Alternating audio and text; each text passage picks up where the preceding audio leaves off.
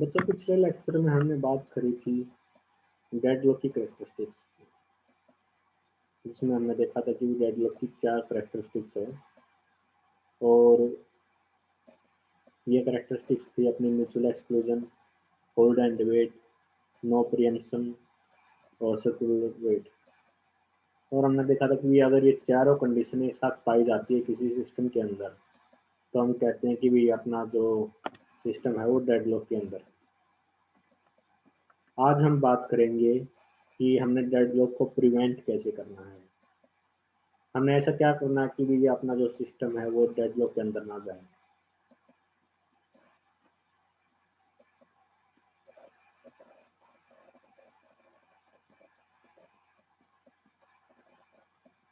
Prevent करना basically हमने deadlock को।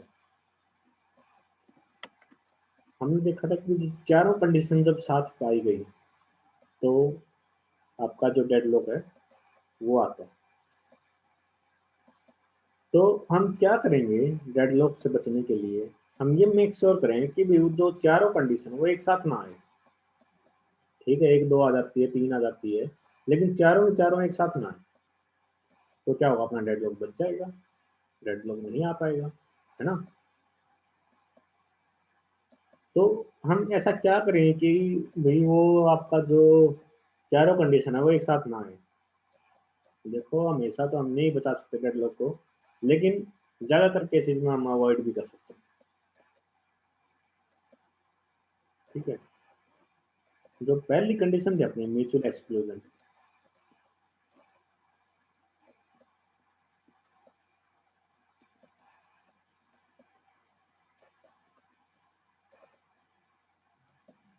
ये हमने कोशिश करनी है कि भाई म्यूचुअल एक्सक्लूजन जो कंडीशन है ये ना बने। म्यूचुअल एक्सक्लूजन क्या था कि भाई कोई भी रिसोर्स था वो कि एक ही उसको प्रोसेस को एलोकेट करा जाता था, लेकिन हमेशा ही हम म्यूचुअल एक्सक्लूजन की जो कंडीशन है उसको डिससेटिस्फाई नहीं कर सकते। मतलब हम हो सकता है कि भाई कई केसेस में हम अवॉइड कर दें म्यूचुअल एक्सक्लूजन को। देखो डेडलॉक लाना है अगर, उसके लिए क्या था कि चारों कंडीशन होनी चाहिए। नहीं लाना तो मतलब क्या है, हमने इन कंडीशन को डिससेटिस्फाई करना है, ये कंडीशन ना आ पाए। अब म्यूचुअल एक्सक्लूजन है, डेडलॉक की कैरेक्टरिस्टिक है, हमने मेक श्योर करना है कि म्यूचुअल एक्सक्लूजन ना हो, है ना।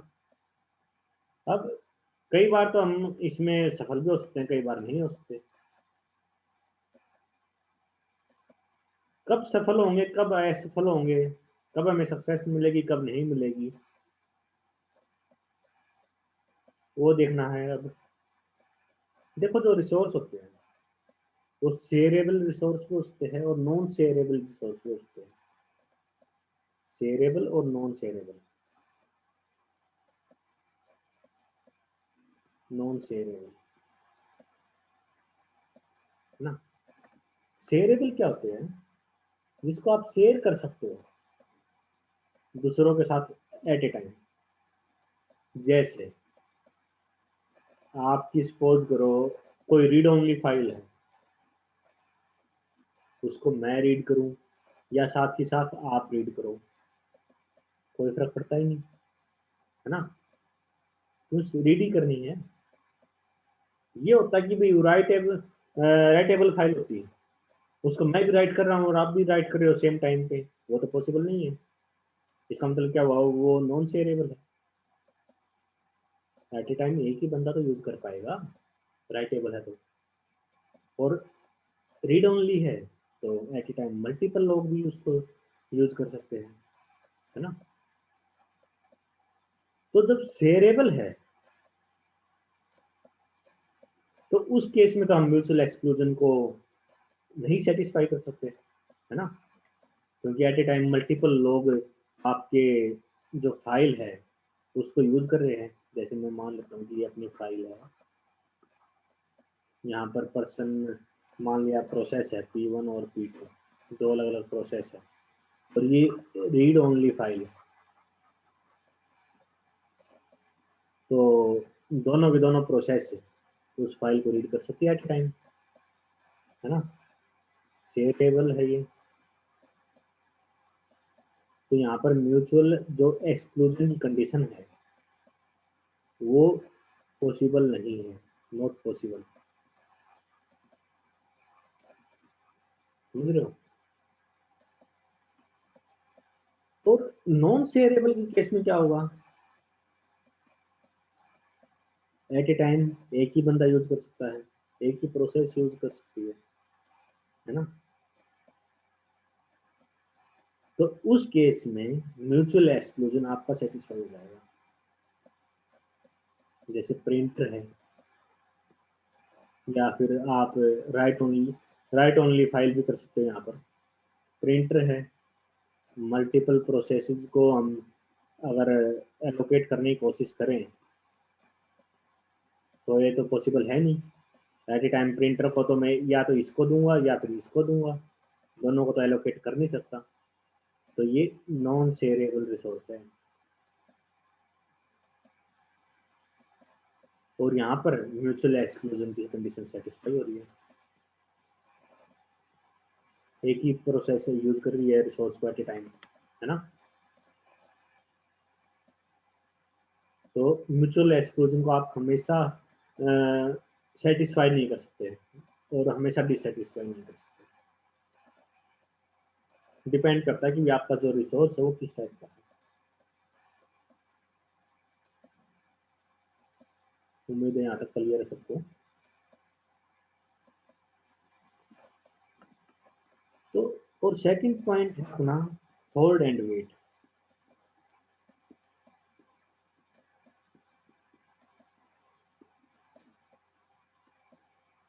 होल्ड एंड वेट क्या बताता है कि प्रोसेस है किसी रिसोर्स को होल्ड करे हुए है और किसी दूसरे प्रोसेस के लिए, सॉरी रिसोर्स के लिए वो रिक्वेस्ट कर रही है और वेटिंग स्टेट में उसके लिए, है ना।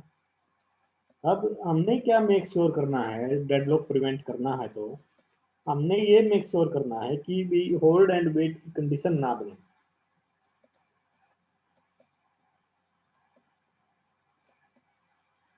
इसके लिए हम क्या करेंगे, इसके लिए हम दो स्ट्रेटजी फॉलो करते हैं। फर्स्ट स्ट्रेटजी क्या है, प्रोसेस को जितने भी रिक्वेस्ट मतलब रिसोर्स चाहिए हम उसको एग्जीक्यूशन स्टार्ट होने से पहले ही सारे के सारे रिसोर्स प्रोवाइड कर देंगे, समझ रहे हो। प्रोसेस को जितने भी रिसोर्स चाहिए सारे के सारे रिसोर्स उसको पहले ही प्रोवाइड कर दो। ऐसा करने से क्या होगा, उसके पास रिसोर्स तो होगे, मतलब उसने कुछ रिसोर्स होल्ड कर रखे हैं, अब वो वेट तो किसी का कर ही नहीं रही, समझ रहे हो। अपनी कंडीशन क्या थी, होल्ड एंड वेट, होल्ड भी हो किसी के लिए वेट भी हो, लेकिन अपने पास तो होल्ड है, मैंने उसको सारे सारे रिसोर्स पहले ही प्रोवाइड कर दिए, होल्ड का तो हो गया उसका काम पूरा, लेकिन वेट तो किसी का कर ही नहीं रही। तो इस तरीके से हम होल्ड एंड वेट को अवॉइड कर सकते हैं। पहली स्ट्रेटजी क्या है, strategy 1, allocate all the resources required by the process before start of execution। allocate all the resources required by the process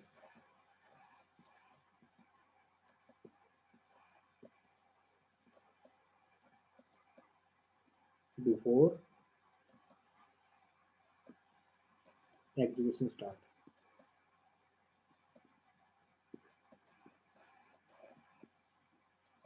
जैसे मान लेते हैं कि भाई कोई प्रोसेस है अपनी P1, इसको रिसोर्स चाहिए, मान लेते हैं 3 रिसोर्स चाहिए अलग अलग। एक तो मान लेते हैं कि भाई उसको प्रिंटर चाहिए, एक चाहिए मान लिया उसको डिस्क चाहिए, हार्ड डिस्क,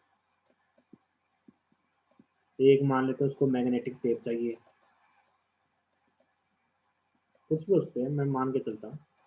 अब ये 3 रिसोर्स चाहिए प्रोसेस को कंप्लीट होने के लिए, तो हम क्या करेंगे, तीनों के तीनों रिसोर्स को एग्जीक्यूशन स्टार्ट होने से पहले इसको एलोकेट कर देंगे,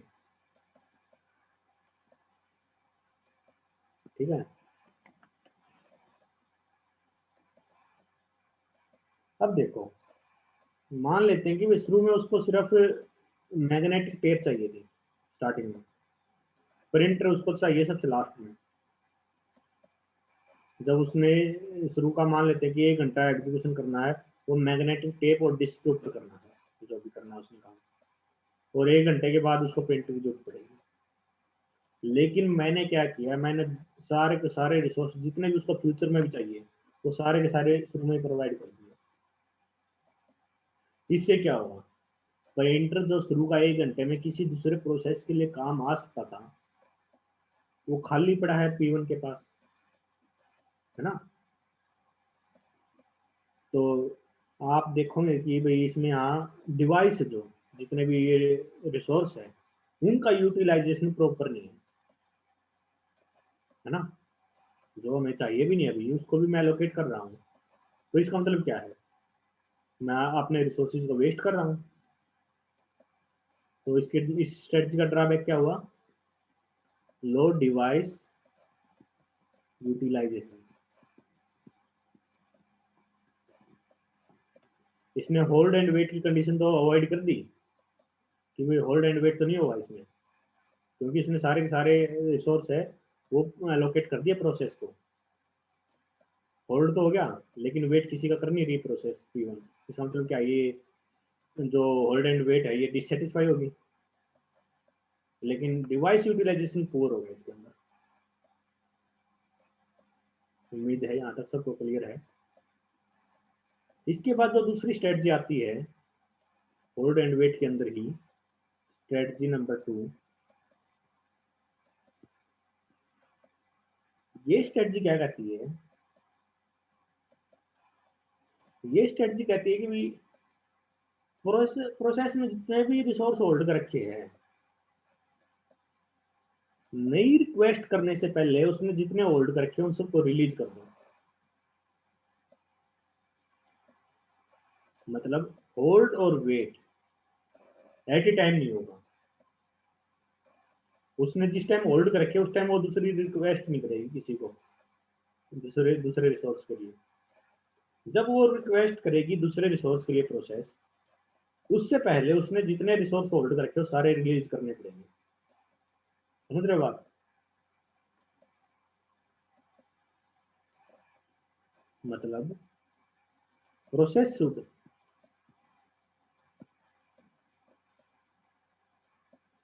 release all the resources held by the process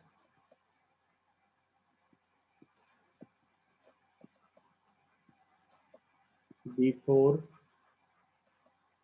making new request।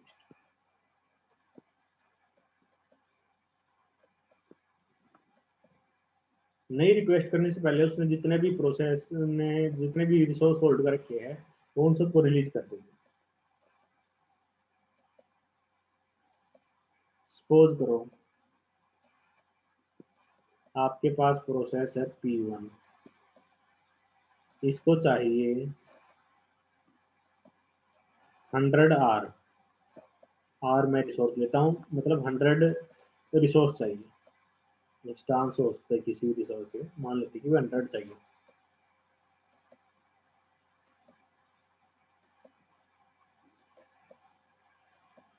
ठीक है, तो मान लिया कि टाइम T1 पे वो रिक्वेस्ट करती है P1 100 R के लिए, लेकिन उसके पास जो अपना सिस्टम है उसमें 100 R अवेलेबल नहीं है। तो प्रोसेस है जो P1 इसको एलोकेट कर देते हैं वही 85 R। ठीक है,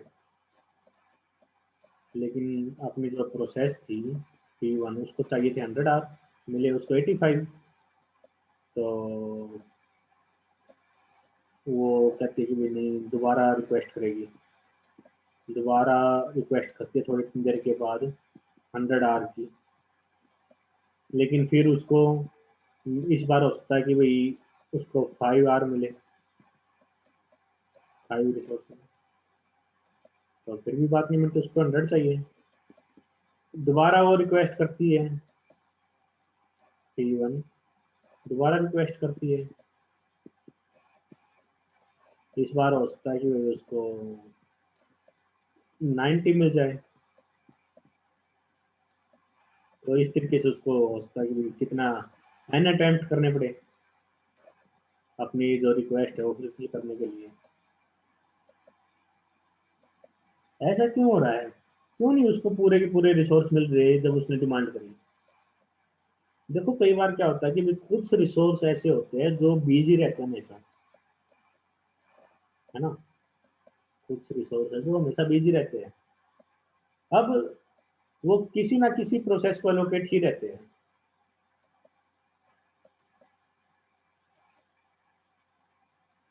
तो ऐसी सिचुएशन में क्या होगा, प्रोसेस को एक लंबा इंतजार करना पड़ता है, हमेशा उससे पहले कोई और प्रोसेस आके उस रिसोर्स को ले जाती है ना। तो इस प्रॉब्लम को हम स्टारवेशन बोलते हैं। अपना काम होने से पहले जो बीच में गैप आया टाइम का, इस टाइम में कोई और प्रोसेस आई, ये रिसोर्स मान लिया बीच में फ्री हो गया, बीच में आके कोई और प्रोसेस इस रिसोर्स को लेगी, यहाँ फिर बीच में इन दोनों के बीच में भी खाली हुआ था रिसोर्स 100 है, और इस टाइम में फिर कोई और प्रोसेस आके उस रिसोर्स को लेगी, अपना नंबर ही नहीं आ रहा। तो इस प्रॉब्लम को हम स्टारवेशन बोल देते हैं। ये इस सेकंड स्ट्रेटजी का ड्रा है। उम्मीद है सबको क्लियर हो रहा है। तीसरी जो कैरेक्टरिस्टिक थी अपनी, वो क्या थी, नो प्रियम्पशन।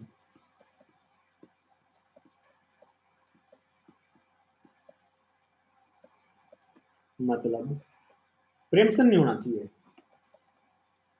लेकिन हमने प्रिवेंट करना है डेडलॉक, तो हमने प्रिवेंशन करना पड़ेगा, प्रिवेंट करेंगे प्रोसेस को। तो देखो मान लेते हैं कि अपना जो प्रोसेस है P1, ये रिक्वेस्ट करती है किसी रिसोर्स R1 के लिए, ठीक है। अब यहाँ केस क्या बनते हैं कि या तो रिसोर्स फ्री है या रिसोर्स बिजी है ना, दो केस बनते हैं, या तो अपना R1 है ये फ्री है या बिजी है। अगर ये फ्री है तो हम क्या करेंगे, इसको एलोकेट कर देंगे P1 को, इफ R1 इज फ्री, तो हम क्या करेंगे, देन R1 को हम एलोकेट कर देंगे इसको, P1 को। लेकिन दूसरा केस क्या बन सकता है भाई, कि if R1 is not free, if R1 is not free,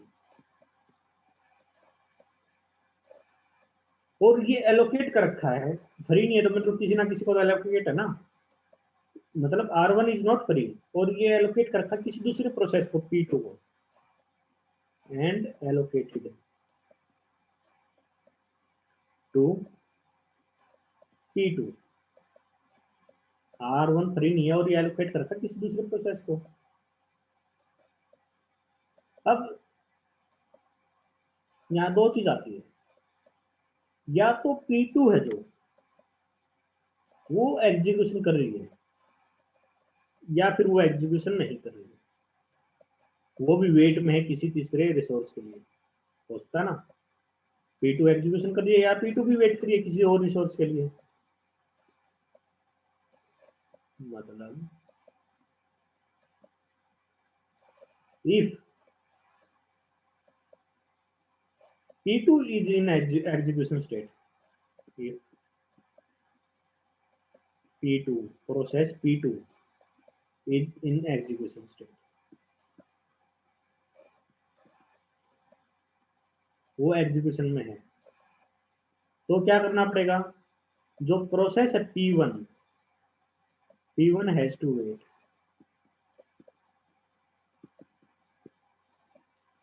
देखो रिसोर्स फ्री नहीं है अपना R1, वो किसी दूसरे प्रोसेस को एलोकेट कर रखा है, P2 को। अब हम देखेंगे कि क्या P2 एग्जीक्यूट कर रही है या नहीं कर रही है। अगर P2 एग्जीक्यूट कर रही है तो उसको एग्जीक्यूट करने दो, है ना। तो P1 को उस केस में क्या करना पड़ेगा, वेट करना पड़ेगा कि भाई जब P2 एग्जीक्यूट अपना कंप्लीट कर लेगी तो अपना जो R1 है, रिसोर्स है, वो फ्री होगा और वो P1 को मिलेगा, ठीक है। लेकिन अगर P2 एग्जीक्यूट नहीं कर रही है, if P2 is not executing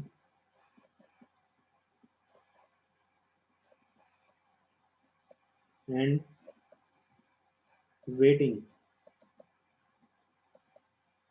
for resource R2, कोई रिसोर्स R2 उसके लिए वो वेट कर रही है, ठीक है। तो इस केस में क्या करेंगे हम, मतलब एग्जीक्यूट तो कर ही नहीं रही P2, तो हम इस केस में क्या करेंगे, प्रीएम्प्ट कर देंगे P2 को। अगर एग्जीक्यूशन उसका चल रहा है तो उसको चलने दो, कंप्लीट होने दो उस केस में। तो वहां तो नो प्रीएम्पशन की कंडीशन अपनी डिससेटिस्फाई हो ही नहीं सकती इस केस में। इस केस में तो डिससेटिस्फाई कर ही नहीं सकते, नो प्रीएम्पशन। लेकिन जब उसका एग्जीक्यूशन नहीं हो रहा है तो वो खाली पेट के वेट कर रही है किसी दूसरे रिसोर्स के लिए, तो उस केस में क्या करो, P2 को अपना प्रीएम्प्ट कर दो और उसका रिसोर्स R1 उसको फ्री करके P1 को एलोकेट कर दो। Pre-empt R1 from P2 and allocate R1 to P1। इस केस में अपना जो नो प्रीएम्पशन है वो हमने डिससेटिस्फाई कर दिया, ठीक है। यहाँ तो नो प्रीएम्पशन अपना हो रहा है, मतलब कोई प्रीएम्प्ट हम कर ही नहीं पा रहे, लेकिन इस केस में देखो यहाँ हमने प्रीएम्प्ट कर दिया, ठीक है। इस तरीके से हम नो प्रीएम्पशन की जो कंडीशन है उसको वायलेट कर सकते हैं। उम्मीद है सबको क्लियर हो रहा है। फिर फोर्थ है अपना सर्कुलर वेट। सर्कुलर वेट जैसे मैंने बताया था आपको कि भाई दो रिसोर्स है आपके, मान लेते हैं कि R1 और R2 रिसोर्स है और दो प्रोसेस है आपकी P1 और P2। मान लेते हैं कि भाई P1 होल्ड करे हुए R1 को और रिक्वेस्ट कर रहा है R2 को, R2 एलोकेट है P2 को और P2 रिक्वेस्ट कर रहा है R1 को। ये सर्कल बन गया, सर्कुलर वेट हो रहा है। इसको हमने होने नहीं देना अगर हमने डेडलॉक को प्रिवेंट करना है। तो इसके लिए क्या करेंगे, हम जितने भी रिसोर्स है उनकी नंबरिंग कर देंगे, numbering of each resource. Numbering कैसे कराएंगे, 1 से स्टार्ट करके 1 2 3 4 इस टाइप से कुछ भी नंबरिंग कर देंगे, लेकिन वो एक ही ऑर्डर में होगी, असेंडिंग या डिसेंडिंग। नंबरिंग कर दी, हर एक का नंबर दे दिया। मान लिया एक का R1 है, R2 है, R3 है, R7 है, R10 है, नंबरिंग कर दी सबकी। जब प्रोसेस रिक्वेस्ट करेगी किसी रिसोर्स का, मान लिया प्रोसेस आई P1, इसने रिक्वेस्ट करी R3 के लिए। शुरू में वो किसी भी रिसोर्स की रिक्वेस्ट कर सकती है, लेकिन उसके बाद वो उससे बड़े नंबर की रिक्वेस्ट कर सकती है, छोटे नंबर की रिक्वेस्ट नहीं कर सकती। मान लेता हूँ कि पहले उसने रिक्वेस्ट करी R3 की और उसके बाद वो रिक्वेस्ट कर रही है किसकी, R1 की, तो ये अलाउड नहीं है। वो 3 से ज्यादा, R3 से बड़ा रिसोर्स की रिक्वेस्ट कर सकता है। R7 मतलब प्रोसेस है जो P1, ये R7 की रिक्वेस्ट कर सकता है, ये अलाउड है, लेकिन अपने से छोटे की रिक्वेस्ट नहीं कर सकता। जब R7 की रिक्वेस्ट कर ली उसने, उसके बाद अगर वो रिक्वेस्ट करता है R3 की दोबारा, तो ये भी गलत है, समझ रहे हो। किस तरीके से उसने सर्कुलर वेट की जो कंडीशन है उसको होने से रोक दिया। इससे क्या होगा, आप घूम फिर के सेम उस पर रिक्वेस्ट नहीं करोगे किसी रिसोर्स के लिए, और आपका जो डेडलॉक है वो होने से बच जाएगा। उम्मीद है ये टॉपिक सबको क्लियर हो गया है। किसी को कुछ डाउट हो तो पूछ लेना, कमेंट कर लेना, या फिर नेक्स्ट लेक्चर में पूछ लेना।